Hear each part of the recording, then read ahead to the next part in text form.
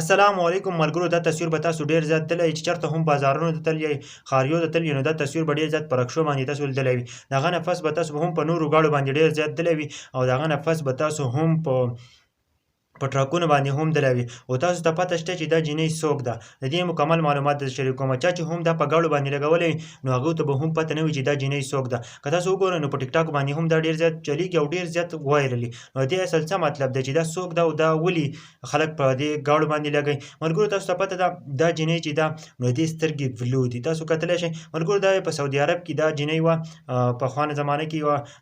سترګې چې دي نو بلو دي نو خلکو به ورته ویله زرکه. په عربۍ کې د بلو سترګو ته وایي زرکه، نو خلکو به ورته زرکه ویله.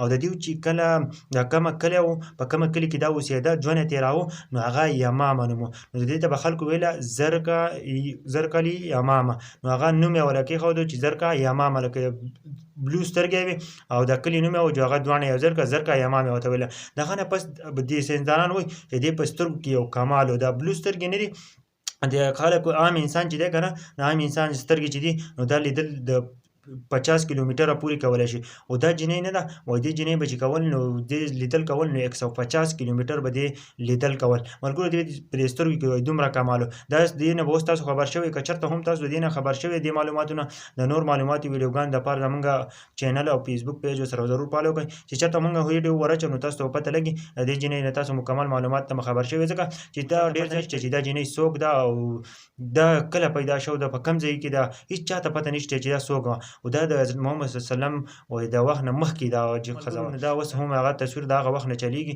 تاسو ته به اوس پته لګېدلې چې دا جینۍ څوک ده. نو ویډیو د نورو ملګرو ضرور شیر کړئ.